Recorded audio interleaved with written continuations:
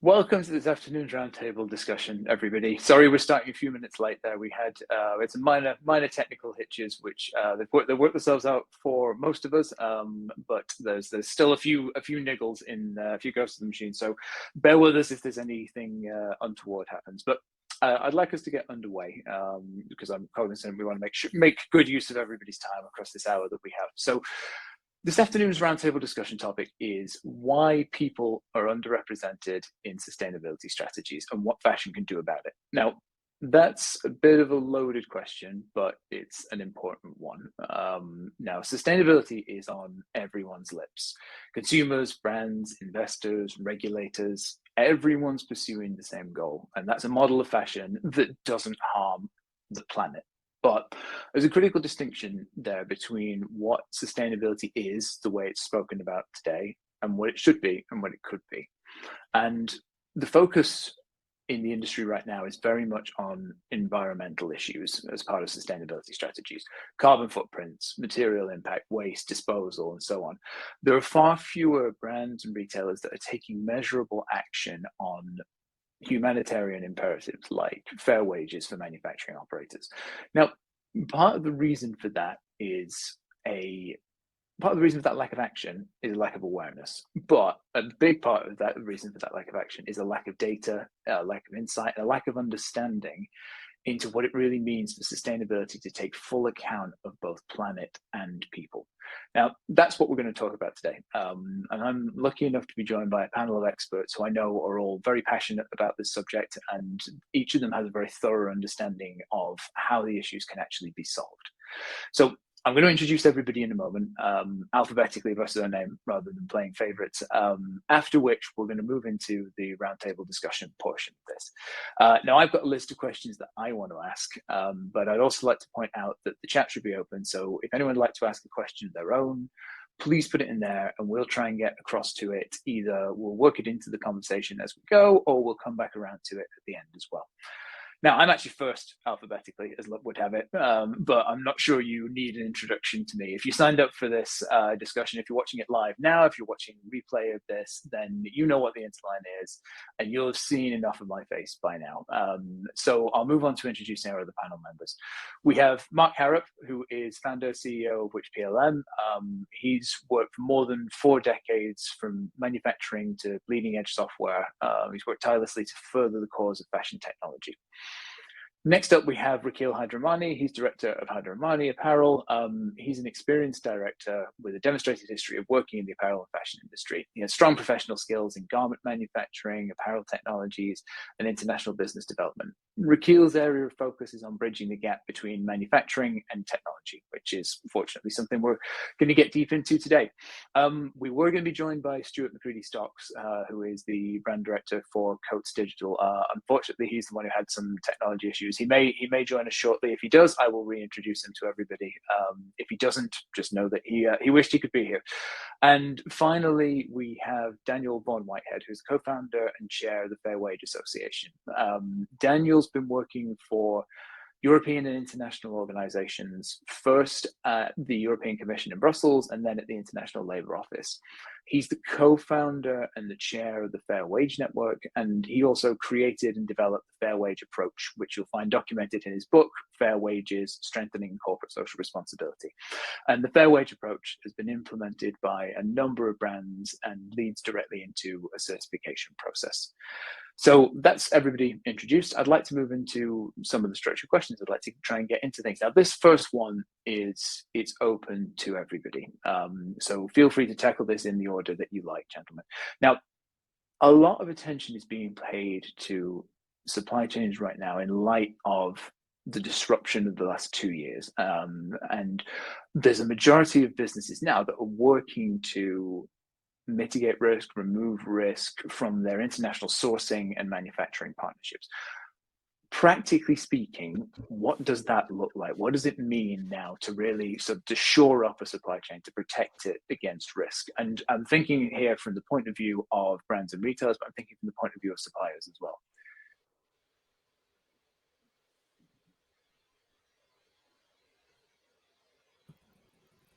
So I'll have a crack at it. Ben, thanks for asking. I think, the past 2 years have been really tough. Travel's been limited, and we've seen a drop in the number of audits, right, done by international brands and retailers, simply because they couldn't gain access. And I think it's a two-pronged answer, really. I think one, in terms of removing risk, it's about increased transparency and starting to use more tools like the HIG framework or the Sustainable Apparel Coalition's social and labor convergence. I also think that a lot of successful brands and successful brands and retailers have actually started to marry the manufacturers that they work with. Gone are the days of transactional business, because they just don't work. You need a trusted hand on both sides. From a brand point of view, you want to make sure that the manufacturer works on exceeding compliances, not just ticking a box, and has a proactive strategy for moving forward. But from a manufacturer's perspective as well, we want the security that we'll get a fill rate. We'll look at the supply chain as a total process, and it's far more collaborative than it's ever been before. Yeah, let me jump in as well. So from my experience working with brands and retailers on an advisory side, I've seen the numbers. The numbers have drastically changed. We used to count vendors in the hundreds and in some cases, for the biggest ones in the world, it may have been 2,000 suppliers. And what I've seen, certainly over the last 4 decades, is those numbers get smaller and smaller. And they've got smaller and smaller because it makes perfect sense to build bridges between suppliers, to engage fully, to become true partners where each side wins, and that's helping suppliers invest in new equipment, go from processes using old equipment to new and exciting processes. Let's say, for example, I'm going to use an extreme here, but we're going from a wet dye process to a digital dry printed process, direct to roll, where you involve all the different technologies that can print directly on those pieces in a marker, and the waste is white instead of the waste being printed. Those require both sides. The brand, predominantly the brands, but now, the private label retailers, to work with manufacturers, to work how best can we deliver this product? How best can we bring this product to market? And how, at the same time, can we improve the quality and potentially lower cost and do things smarter? So I think the last 2 to 3 years, I've only accelerated that thinking. In the last hour, I've been speaking to one of the biggest retailers in the world who was saying to me, Mark, it's a win-win. It's definitely a win-win for us to work with our suppliers at that depth of partnership. And we want to do things right because we know that we can win and we can beat the competition. So let's not hide it. They're here to make a profit. They're here to make good products and make profit for the board, for the investors. But why not do that and do it smart and at the same time save money? So maybe, Ben, just to complement on the social side, because I think that it's important to have the global context. And I think that there was an agreement even before the recent health crisis that there were global inequalities everywhere. And international organizations were attracting the attention of the audience on that. And for the first time, you could see the IMF, a financial institution, saying that global inequalities were bad for growth, for economic growth. And what the COVID-19 crisis did, now we know it's not that it created really new source of inequalities, but just exacerbated the inequalities that were already existing. So there is something, in the business model that does not really work. And I think that the crisis could also show, what were the causes of this global inequalities, and you could see in the crisis, jobs lost. You could see that there is a contractual issue. I mean, those on temporary work, were the first to be dismissed and so on. You could see that the brands had disruptions in their supply chain, also because of that labor components. And I think that they realized that if they wanted to be strong in their supply chain management, they also had to, take care of the human side. And I think that now there is a recognition that it's not only a question of, reputational risk. It's really a risk to see your supply chain disrupted because of these social inequalities. Yeah. That's a great point. Thank you very much, Daniel. It kind of brings me on to what I wanted to talk about next, which is, it's obviously universally acknowledged, or pretty universally acknowledged, that fashion needs to take action on when it comes to sustainability. But like I said before, it's clear that sustainability strategies have kind of zeroed in on environmental metrics, the ones that we previously mentioned, the waste, the renewable materials. Why is it you feel that people have been left out of that equation? Because you've mentioned you've kind of hinted at some of the catalysts for change there. This is an open question, but it makes sense to go to Daniel, I think, based on what he was just talking about there. But what is happening sort of outwardly from the point of view of market forces? What's happening inwardly within brands that is changing the conversation now to where the human side, the person side, the people side, the labor side needs to be represented? Yeah, maybe I can try to answer that one. I think that really the external pressure has been more on environmental issues, clearly, over the last decade, because of global warming, international conferences, governments' commitments on what to do on environment issues, an international framework around green issues. So clearly, there was this pressure on the brands on environmental issues. Also because, clearly the global context was not that good. And I think that this changed over time in the sense that the different crises, first, the financial and economic crisis, then, the COVID-19 crisis. Now we can see also, this surge of inflation because of the war and so on. All these different elements are showing that it is important indeed, to look at also the social sustainability side. And I think that here you can see that this is the reason why, international organizations are, making this call, to the private sector. I think there's also a recognition that institutions are not enough. If you look at the legal minimum wage, for example, you have a gap between the legal minimum wage and the living wage thresholds in almost every country. So you can see that institutions seem not to be enough. So there is this call from international organizations. You can see the UN Global Compact, the OECD, the International Labour Office, really asking the brands to take a part of the responsibility on solving these issues. And it's also interesting to see that the investors are also moving.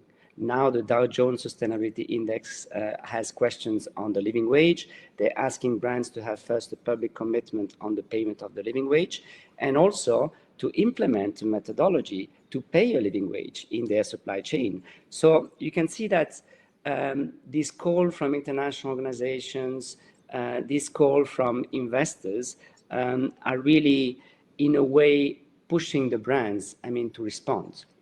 And I think that you also touch another point which is important, which is the accessibility of data. It is important to have reliable data, to have relevant methodologies. And I think that now, we have more and more indicators and data on social sustainability. I'm working on wage issues. Now you have living wage thresholds in all countries. We have clear indicators behind fair wages. And it is important because the brands can see then that they have a sort of roadmap to follow. There are clear indicators, because you're always afraid, right? To touch something that you don't know. And you never know, I mean, what's going to happen. If you touch in particular, wage issues, you're going to touch wage costs. So, it's going to be, increasing costs, especially in a context which is not favorable and so on. And I think that another final point is the fact that many brands recognize that there are benefits out of this process. And this is what is making the link, with sustainability. They realize that, if you improve wages, if you improve working time, if you improve working conditions, health and safety conditions, the workers will be more motivated, there will be increased productivity, lower turnover, lower absenteeism, better quality of goods. So these elements are important. And what I can see, I mean, I'm working with front runners like Unilever, L'Oreal, and I can see that they see the benefits. There are always benefits, from, to catch, for front runners. We saw that in environmental issues. I mean, it's the same, for social issues. But beyond the reputational gains, there's really a business model behind. And this is what is important, because this social side was missing, in the sustainability programs of brands. That's awesome. Thank you very much, Daniel. Mark, Rakil, is there anything you want to add to that one in terms of what's really driving this evolution from material focused, kind of environmental focused, sustainability, and towards the humanitarian side of things? I think what Daniel just said was absolutely right, and the focus is clearly on, it's clearly on the consumer expectations around transparency, around sustainability in the environment, and the pressures coming from top down, from large investment corporations, and it's now hit the board for the first time. But I have to say, all that is really positive, and the positive steps. But I still feel that labor isn't really on there yet. I just don't see it. I speak to brands and retailers almost on a daily basis. And if I raise the subject, it's raised. I never hear them raise the subject when we're talking about costings. We're talking about technology and in this case, data transparency. But, when I ask them to show me the bill of labor, a lot of times it's, what is that? A lot of times it's not filled in. It's just not there. So, I mean, I post as much as I can. Yesterday I put a piece out from the Securities and Exchange Commission that says that public companies will have to disclose the greenhouse gas emissions and processing of material and components. And last month, I think I put one out on the New York fashion bill that says any company that's got a revenue over 100 million has got to now show tiers 1, 2, 3. So factories, mills, components down at that level, and have made lots of predictions, as most of the people listening will know about. Okay, that's step 1, but step 2 has got to be labor. And I think that the consumer who is driving the NGOs, the non-government organizations, Fashion Revolution, these type of organizations, who in turn are then pushing their own politicians and, in our case here in the UK, the MPs, to produce laws and bills that become integrated into retailers and brands. And one such case, I think the first in the world, was the Modern Slavery Act that was brought into force here in the UK, which says to the UK retailers and brands that you are responsible for your entire supply chain, tiers 1 to tiers 5, and transparency of labor as well. And even if your products are made in a country outside of the UK, you are ultimately responsible for the, how that product is made and the cost and the fairness that goes into it. So I can only see coming a wave of change like this legally as well, that will, around the world, that will make it a legal requirement. I wish it wasn't a legal requirement. I wish that people said, fair living rate is somebody that everybody should be able to expect, no matter where they live in the world. So. Perfect. Thank you very much, Mark. We can now welcome Stuart Mccready Stocks, who I glossed over his introduction before. So, but it's great to have him. I'll do it quickly. Stuart has more than a decade of experience working with brands, sourcing businesses and apparel manufacturers globally, supporting achievement of strategic goals through the use of technology from startups to multinationals. Stuart's primary goal is to enhance digital collaboration between key stakeholders in the end-to-end life cycle of garment design, development, and manufacture, delivering against consumer expectations while driving a more sustainable future for fashion. So Stuart, I'm really glad you were able to join us. Great to have you.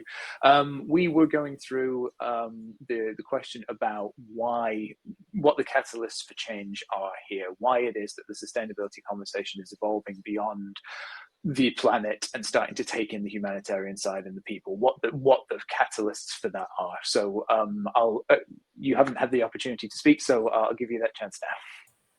Thank you, Ben. Apologies for that. Quite having technical issues from a technology business is quite embarrassing, but I am now here. So thank you ever so much for being patient with me. I'm not sure whether we've already covered this point, so forgive me, but I think that the reality is the catalyst is the consumer. There are things out there that for a very long time, the consumer has tolerated. They've not fully understood, I think, to the level that we absolutely believe the younger generation of consumers do today. And there's no longer hiding it. We cannot hide from this anymore. Brands have a primary responsibility to ensure that they're doing the right thing. And I think when we think about sustainability, and I'm sure everybody would agree with this statement, we very naturally think about the planet. We know we as an industry are a very destructive industry to the planet, and there's a huge amount that we can do there. And the raw materials that we're pumping into our garments, et cetera, but very rarely do we start thinking about the people that are involved in the manufacture of our garments. The consumers now do, and we cannot avoid that. So that is the catalyst. On the back of that, of course, we've had things like the pandemic, which has, of course, brought even more focus to where are we making it, who's making it now. We know that the shutdown of factories and the skilled labor that we had was no longer accessible. We had to look at alternative routes to find that. So I think a collaboration or an aggregate of a collection of things have really brought a true focus. And we know what getting this wrong really means, right? We know the impact and that getting this wrong really means, and there's no avoiding it anymore. And I think a lot of us spend a huge amount of times working with brands to really try and take the lid off. What does this mean? And I think there's a huge fear around doing that. Not knowing is painful, but actually people see knowing as more painful. And I think once they believe, they start to take the lid off and see what's really there. There's a huge amount that they have to do. And I think it's our job to really be supportive of the fact that there are steps that are available today, right now, that brands have available to them. And people like us are here to support them. Mark, Daniel, Richie, we see it all the time, right? And I think we need to be making them fully aware of how we can help, what's available to them now, and start to get them on that journey. That's a brilliant point. Thank you very much, Stuart. Daniel, I wanted to ask you a question here. Now, looking at the Fashion Transparency Index from last year, I think less than 1% of the cross-section fashion brands and retailers that were surveyed were either able to or confident enough to disclose how many of their workers were paid what you would define as a living wage. And another major 2021 sustainability index found that there were no brands who were willing to stake a claim in this area. So we've just been through the catalyst, we've been through the drivers for why this is changing. And Stuart was very right there to zero in on the consumer. There is a clear mandate for brands to be able to disclose this information and want and be capable and to build out the data they need to disclose this information. What's your experience? Because I know you're hands-on in this. What's your experience of working with brands in this area? Like, what's the real status of fair labor compensation in the fashion supply chain as it stands today? Yeah, no, I think that you're touching a very important aspect. Why not a greater commitment, on the living wage, for example, from brands, suppliers in this industry?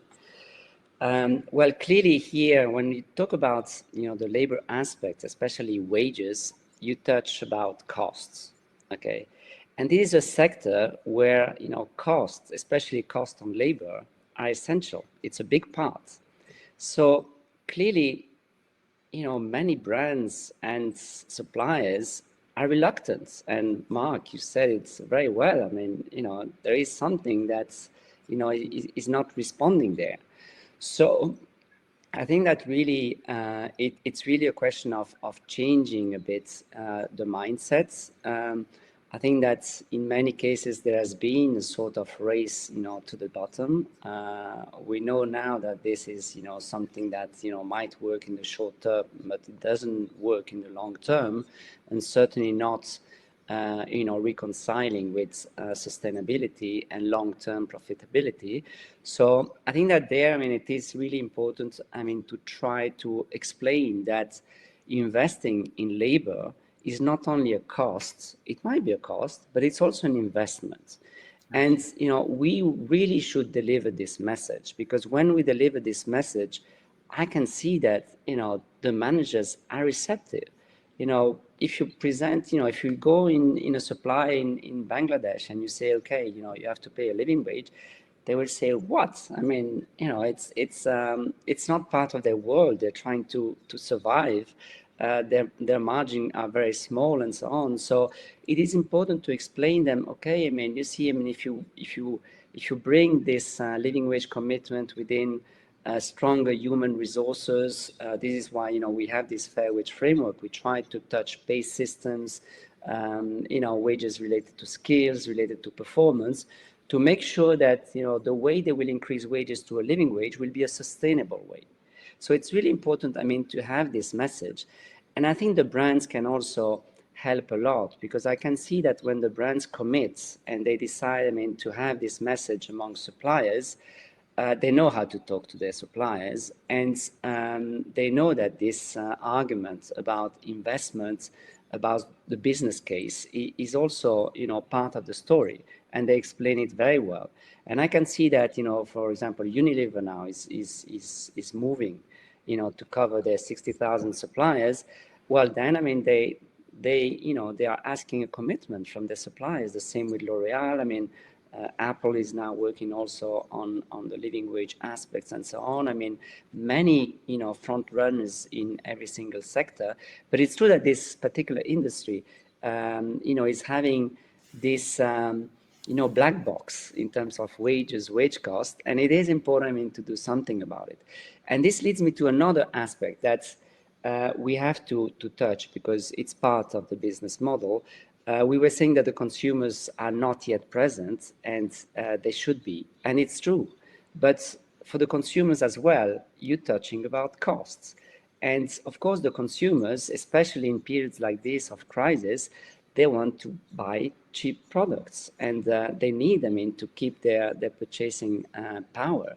So, should the payment of a living wage be, transmitted to the consumers, or should it be borne by the, by the brands, considering sometimes, the margin they have?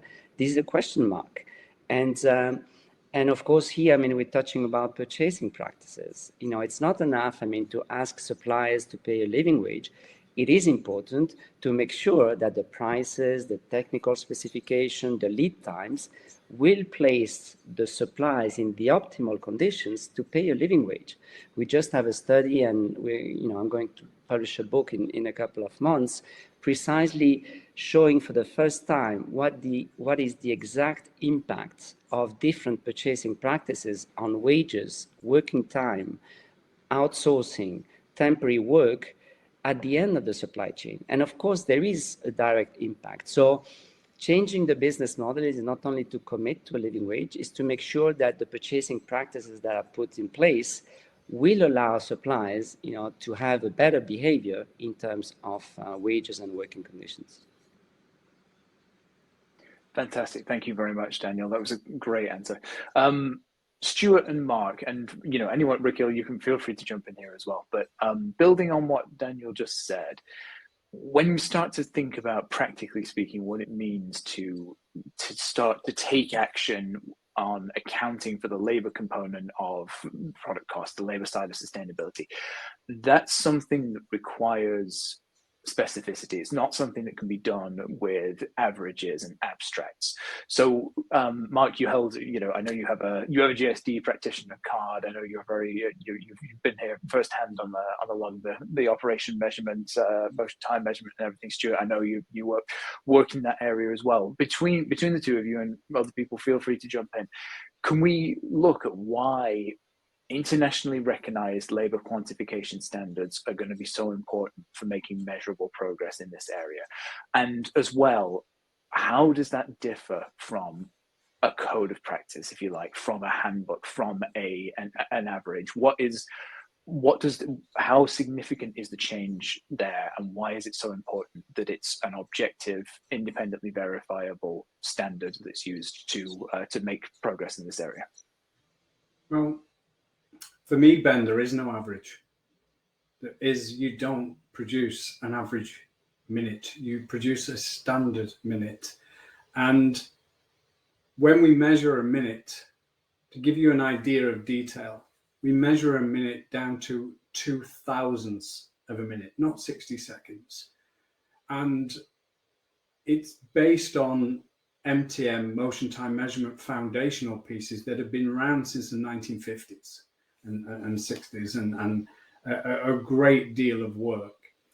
And so I want to make that point, that there is no average, right? That the average is out. That's the problem, is people create times on the watches and they build up a book or an Excel file with operations for that particular factory, and the person doing the work is honestly unskilled, right? They're unskilled.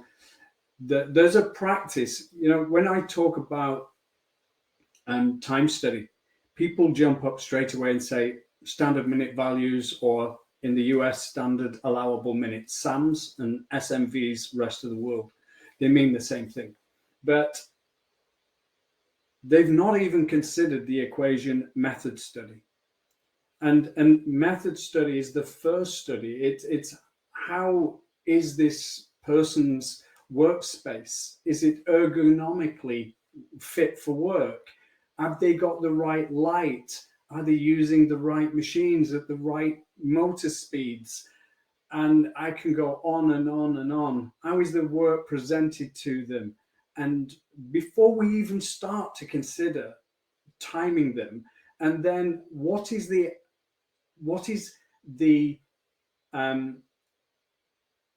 average rate in which somebody performs? What is 100%? People should work at around 80% efficiency. And who's measuring that efficiency? And only then, when we get the method right, and then that we put the standard minutes in, and we then add all the different operations to arrive at the total standard minute value for a product. We go through all the operations that get to that finished product. Most brands and retailers today around the world have come from being great merchants. They buy product. Most of them say, I want that product at $10 because I bought it last year at $10 and the year before I bought it at $9. So I'm happy you can up it $1. They have no idea what goes into that product. It might be that product, actually measured correctly, is a 12-minute a $12 garment, let's say, in terms of the material content and the components and the labor and everything costed. It might be 12 minutes. To them, in their minds, it's it's still that $10 garment. No, it's not. And that's what we're going to break out of. We've got to end those averages. And I'm going to stay on that, Ben. We've got to end those averages, and we've got to get a standard in place. Now, the frustrating thing for me as a former work study engineer is that when two companies, a brand and the manufacturer, work together on the operations and they use one standard between the two, they're probably going to actually reduce cost, increase efficiency, increase quality by doing this instead of working against each other as merchants. That's the wrong approach. The smart approach is to work together. And the other thing I think, and Raquel, please, I'd love to get your input on this. I picked up a piece of paper this morning for a talk that I'm going to be doing in the next month. And it was a specification from the 1990s. And on it, it said 250 dozen garments. We used to work in dozens, by the way. 250,000 dozen garments on a spec. Okay. We don't have that today. The ordered quantities have dropped dramatically. And in the future, when we work in this on-demand world, which is frankly coming, it is coming without doubt. And when that arrives, the only way we can make that work is by having accurate minutes, not average minutes. There you go. Very well said, Mark. Raquel, Stuart, if you guys want to jump in here, then I know you've got a lot to say. Mark, I think we've spoken about this a few times, right? And I know, Stuart, we have definitely. As a manufacturer, all we sell is minutes. It's a capacity, right? That's the finite capacity that we have, and it's how do we optimize that and that comes from design to cost, as well as working on the engineering side. By having a scientific approach to it, you're actually able to understand what your total capacity is and how you fill it in the most strategic way possible, right? Mark, you mentioned, when I joined the business 18, 19 years ago, we were still making 100,000, 150,000 pieces a style. On average now, it's 6,000 to 8,000 pieces. So that multiple has come down. The number of style changes a day on any of our factory floors is 8 to 10 styles. And when I say a change, we're talking about more than 50% of the characteristics of the silhouette shift. So you could go from making a t-shirt to making a pair of sweatpants. And that's a big shift in efficiencies, change over time, lost time that we talk about. And as a manufacturer, we eat that cost. I think it's, we mentioned this before we went live, right? Manufacturing is part art and part science. And when you look at the end-to-end process, when we talk about SMVs most of the time, we actually only talk about the sewing component. Whereas when we work with tools like GSD costs, we're actually able to factor in the whole process from cutting all the way through to a finished garment, which gives you the true time value of producing a garment. Because just because I finished sewing it doesn't mean we've not got associates pressing it, packing it, transporting it to the finished goods warehouse, inspecting it.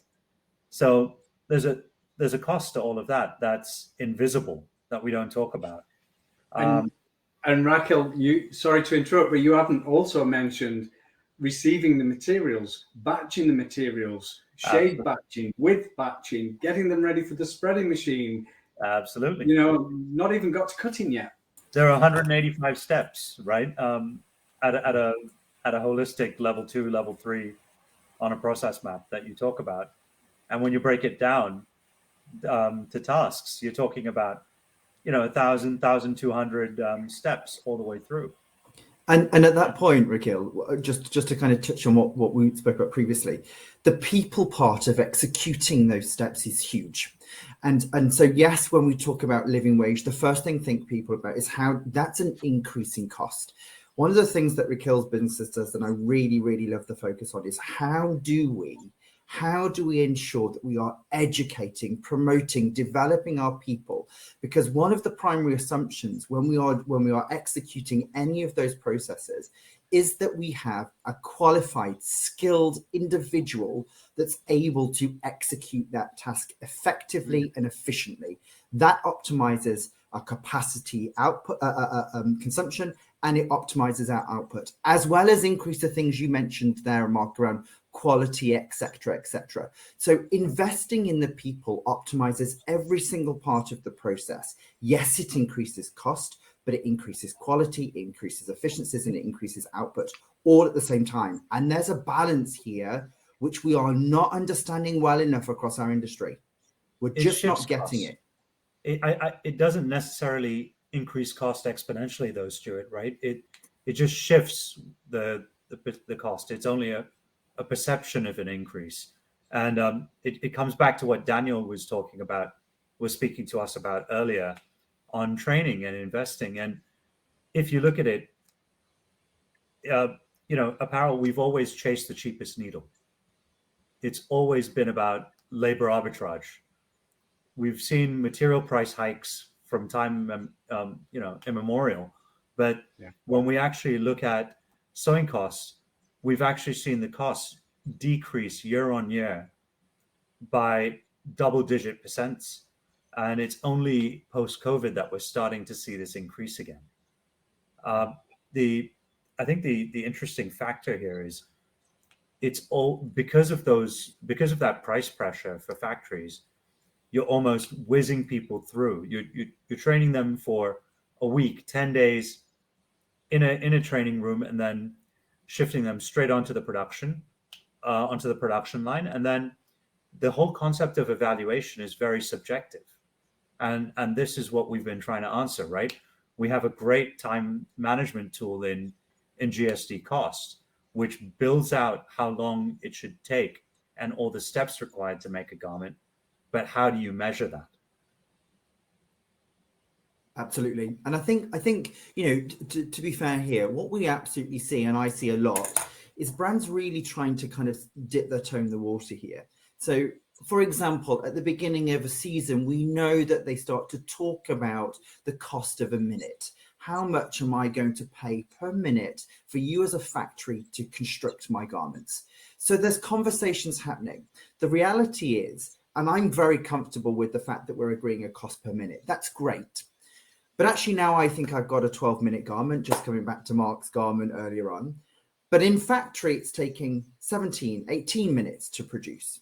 One, because we don't have the methodology, the motion, the methodology correct in factory. But also we don't have the right people in the right places at the right time. Now, a combination of all of those things means that the reality is that this is no longer a 12-minute garment, it's an 18-minute garment. And the price that I agreed per minute at the beginning against a 12-minute garment keeps me in that minimum wage, good payment to my people. Once it starts going from a 12-minute to a 15-minute garment and multiplying it out by my quantity, I am pushing those boundaries. I am now underpaying labor for this garment. And because I have no sight or no understanding of it, I am putting myself at risk without truly understanding what's going on. And this is the gap that we need to fill. This is the gap. We need to educate the brands using things like GSD, getting into understanding the methodologies and the execution processes so that they understand a 12-minute garment. Unless I can evidence it's a 12-minute garment, I can speak the same language. It's not a 12-minute garment. It's theoretically a 12-minute garment, but not in that production environment and not under those constraints with that machinery and those people. And that is the difference between putting yourself in a high-risk situation or having control, understanding, and visibility, knowing you're doing the right thing. And that's what we spend a lot of our time doing. And also that sounds really scary, right? And lots of people want to back away from that because that all of a sudden you start opening that up and it becomes a huge task.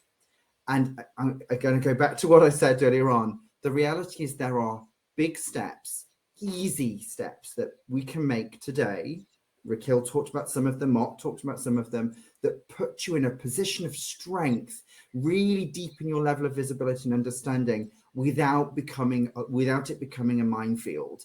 And they're the steps that we need to really try and help support people get onto. Perfect. Thank you very much, Stuart. Daniel, sorry, you were going to say something there.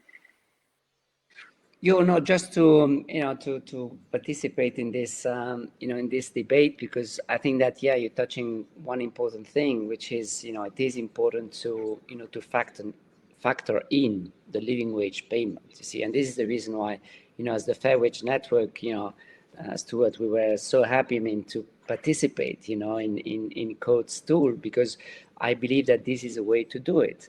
Because in a way, if you don't do it, it's not going to work.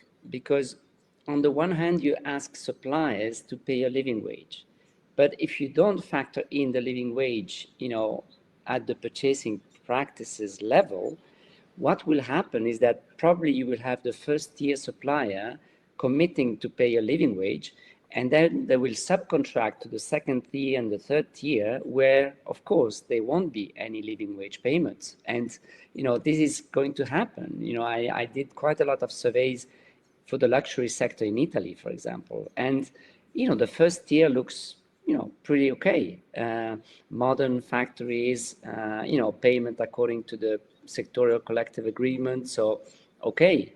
But then, of course, you subcontract to the second tier until, so the home workers who are, sometimes in a very precarious situation. So it is important to make sure that it's going to be part of purchasing practices. Otherwise, it's going to be only, a race to the bottom, towards the end of the supply chain, and you will have clearly vulnerabilities at the end of the chain. No, that's a great point. Thank you, Dana. And I mean, the question that comes to my mind is, okay, so we have an objective, quantifiable labor standard. What does it mean to then operationalize that, for want of a better word? So having those objective units, that matters a lot. But there's more to adopting a common language for measuring and standardizing than just having the standards. So what kind of structures and tools do brands and their supply chain partners, that relationship, what do they need to put in place to really start to factor in that true cost, not that guess, is it a 12-minute garment, the actual knowledge? What do they have to build around that? What structures do they need to build around that to systematize it, operationalize it in a way that then informs the people who are sourcing it? It can go on to inform design, it can go on to inform development. It's taking that standardization and making it useful and surfacing that data beyond the initial needle point. Like what does it mean to build stuff around it? Ben, I'm going to jump in here, because I think, please, for me, technology plays a big part here. And I would say to brands and retailers who are listening live or get to listen to this after the event, one of the first things they need to do is to accept the standard minute approach, a fair standard minute, right? That is happening. But rather than being forced into that with legislation and the consumer who made my clothes, then accept it, onboard it. By onboarding it, you need to put softwares in place, right? So if for example, we've talked a lot about GST, but let's say I'm a footwear company, then it's Timeline, part of Sartre Sum for footwear. So we've got apparel clothing, we've got footwear. We even have MTM for other operations that are outside manufacturing of apparel and footwear. So there are other systems. So there are several different standard technology systems that support consumer product goods. In L'Oreal's case, it's also apparel specific tools like GSD or timeline for footwear, right? So that's that. So it's accepting it, it's engaging in it, it's bringing these tools in, and it's bringing the expertise in-house. Then I would say, and I'm going to be bold about this, stop being merchants. Stop saying, well, I bought it last year at this dollar rate, and start to engage in the operations that build, take the style, build the operations. And why not in this future that we live in today and that is growing, build synthetic cost without even building the samples in this 3D virtual world, where we can use technology to take the seam lengths and seam types and the different components and build a cost literally against a 3D avatar, where we then have the cost. And we're not saying to Raquel and his team, make me another sample, give me another cost. We can put 5 more belt loops on the waistband and say, what is the cost? Because we know the cost of each of the belt loops. Or we can do different styling and so on. And we arrive at a cost. And then it would be ideal then to engage in a conversation with, a company like Hydromani and say, this is a cost we've built based on this style. Are we aligned here, or is there a challenge? And Raquel says, well, you've done this, but this operation actually uses this type of machine. We don't have that type of machine, so we can do it slightly differently, but it's going to up the cost by another minute or whatever that might be. And it's then that we can build style and quality, and we can manage the future on demand with accuracy. We're not guessing, because acting like merchants, when we say we're placing the order for 100,000 garments across these, sizes, across these colors and so on, because we don't truly know the time, we don't know when we're really going to get those garments. We're guessing when we're actually going to get them. So then when the supplier's late, because it takes more time, what do we do next? We penalize them.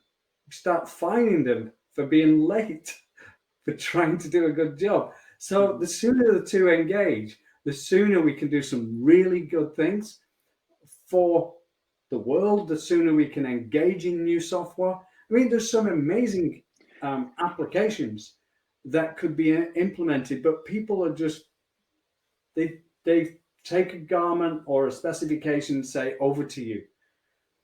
Well, we've got this great piece of machinery that could do this faster. No. We just wanted it that $10, please. Mm-hmm. Yet in the suggested world, we'd actually talk about introducing those new technologies faster, because actually they dealt both sides of the equation. Okay. Stuart, I've come to you on this one, because I know you and I have previously had a conversation about the importance of doing something with data once you surface it, once you make it available to people. And what we're talking about here is gathering objective information, yes, but it's about bringing that up and then determining how you act on that. So do you want to add something there? Yeah, absolutely. And I think Mark's absolutely spot on here. And it's not about embedding technology in one part of the supply chain. It's about having the right pieces in the right place, so that we can then aggregate that data. And let me just talk about a couple of examples of this, and kind of come back to Mark's point. When I work with brands and retailers about how they cost, there's primarily 2 different routes that they do this on. One is that they themselves try to create a target costing, which they then want other vendors or factories to be able to match. The level of detail about how we get to that number or that cost, I'm going to say sketchy at best, right? And there's a whole education process that we need to go on to help them get to a point where actually that is a really good quality, accurate target number, which we know is reliable and responsible. The other way is that we do exactly as Mark just said, throw the specs over the fence to the vendors and say, can you give me a quote, please? Give me a price on that. We then look at all of the submissions from the vendors and we say, okay, that vendor's 5 cents cheaper than that vendor, so we're going to haggle. We're going to be merchants. We're going to try and get this to a point where we can get a cheap price, the cheapest one we can get, that's in line with our expectations. But there's no benchmark other than historic data. Historic data, as we all know, is no good. It had its time and its place. In the world that we live in today, what happened yesterday, the week before, the month before, the year before is not valid anymore. Those benchmarks need to change. That mindset that we can use that historic data has to change. So what we try to do, and Raquel does this day in, day out, is put the right technology assets in the right place. And where we do that, and if I think about, I'm going to say best in breed. Best in breed was a great concept where we put technologies in that kind of had maybe a narrow but deep footprint, and they were there to look after and assess and address a particular challenge. That created islands of data, silos of data that created and handled and managed that problem. The reality is the information that we've collected as part of resolving that problem actually is one of the key pieces of data that we need for making decisions over here. But there's no way to be able to get it. One of the things that I hear a lot, data is king. And you're right, I actually don't think there's a shortage of data. I think that actually there's more data than people know what to do with.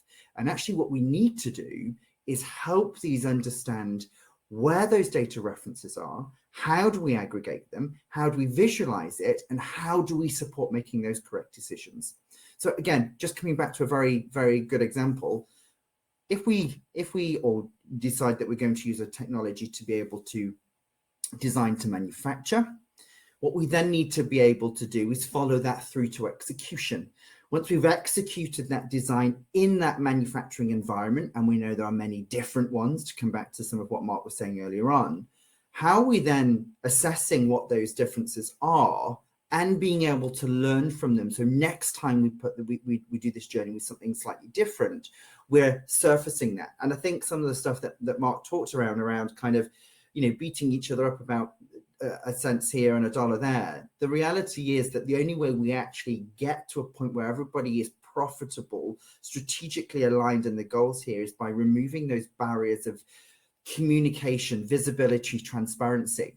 But the history of this industry in particular is the second you start doing that, people try to hold on to their share and a greater share. If they believe there's a greater share of margin to be making here, I want to hold it. And the reality is, again, going back to a 12-minute garment, my target is for my vendors to make a 12-minute garment. I'm comfortable at 12 minutes. Everybody's being paid a fair wage. We have the right methodologies in place, the right technologies in place. If you guys can make it in 11 minutes, you hold on to that profit. You reinvest it in your people. You reinvest it in the technology infrastructure that will allow me to see how you're executing it well so that I can share that with my other vendors. Because if you're doing something great, so can they. Let's learn from each other. Let's be more transparent and more visible. And that's a big culture change.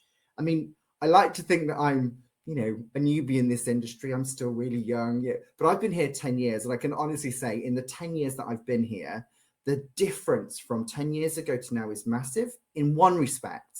But actually, it still holds on to a lot of that historic. If I'm too visible, I'm going to get beaten up a little bit. And I'm not, nobody's going to be saying to me, pump that money back into your own business. And that's what needs to change. And I'm sure, see Rick Hill nodding, right? It's a hard world, but we will only get there if we collaborate. And talking to Mark's point, it has to be right technologies, right places, aggregating of data, surfacing it in the correct way, identify where we do it well, and share that with the rest of the supply chain. It doesn't mean you're losing your commercial advantage. What it means is that you're positioning our industry better. The more we can do this, the better we can support the future of this industry, and it's based at a tech level. The fundamentals are getting the right tech in the right place. Fantastic, thank you very much, Stuart. And the passion around the table is evident from everybody here. We're running over time. We started a little bit late. I know Daniel needs to dip out, but Stuart, Mark, Raquel, if you've got a sentence or two each, because we've got an interesting mix of brands and retailers in the audience today. You've got a sentence or two each about steps that they can take today to start to make a difference. It doesn't have to necessarily be measurable right away. It doesn't necessarily have to be comprehensive right away. But how can they start to move in the right direction to begin bringing people to their rightful place at the heart of sustainability strategies? Mark, I'll ask you first because you're on the furthest on the left for me.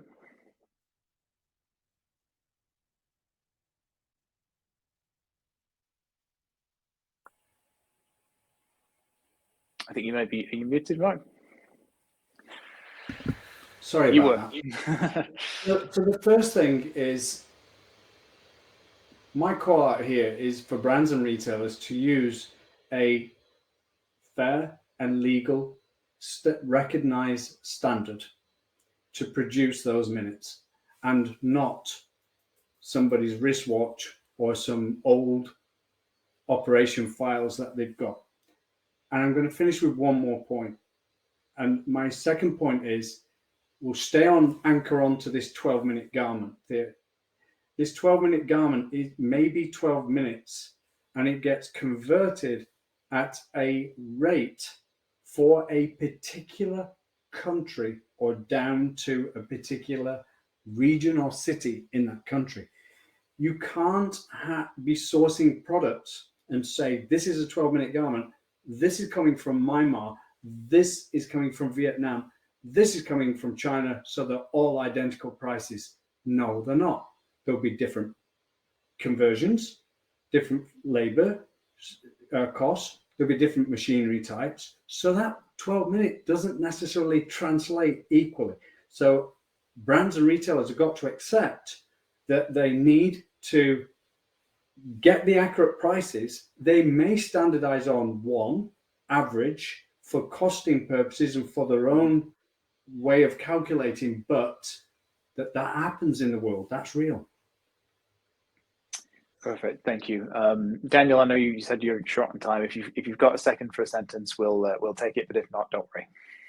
Sure. No, I didn't want to leave without a last message. To the companies, brands that are listening to us, I think that I would like to tell them, don't be on the defensive side.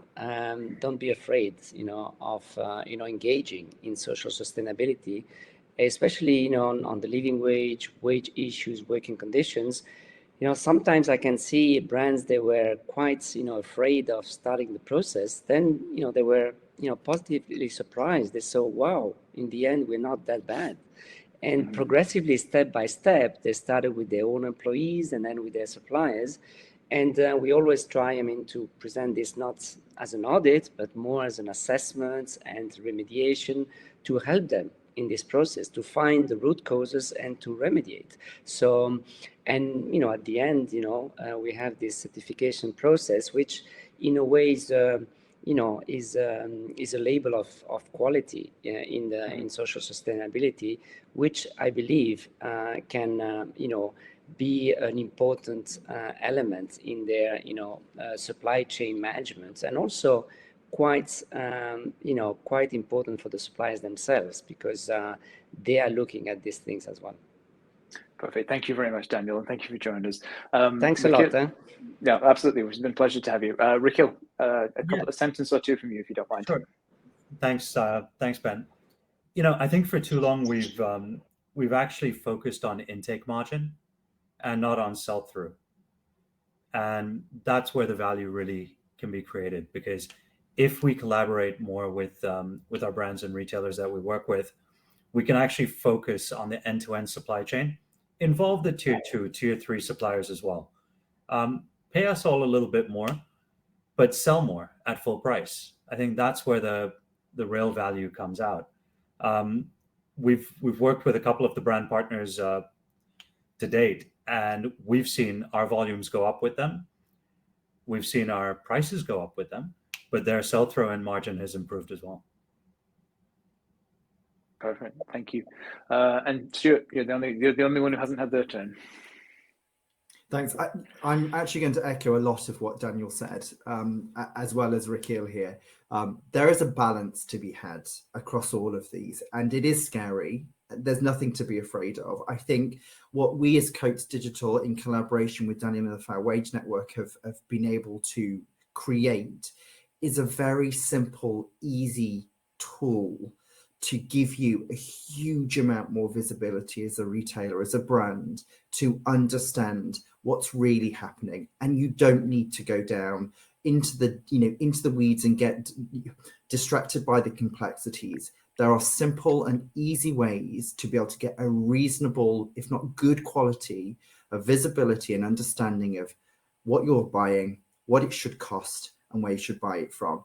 The only other thing that I would add is that on top of the optimizing your sell-through, which is something that people are absolutely trying to do much more of now, not only from a waste reduction perspective, but from a margin erosion perspective, but actually sourcing strategies are really key. Sourcing strategies are huge, but you can't build a good sourcing strategy on theories. It has to be on accurate, detailed and accurate costings. Without those, your sourcing strategies, unfortunately, will never be as powerful as they could be. Perfect. It's a strong message to end on, but it's a great one. Mark, Raquel, Stuart, thank you for joining me today. It's been a pleasure having you on. Everyone in the audience, thank you for joining as well. We'll be making the recording of this session available very shortly. As soon as we can, we'll coordinate that with everyone. And so if you're watching this live, thank you for coming. If you're watching this recorded, I hope you enjoy it. And thanks again to all my panel members. Goodbye, everybody. Thanks, Ben. Thank you. Bye-bye.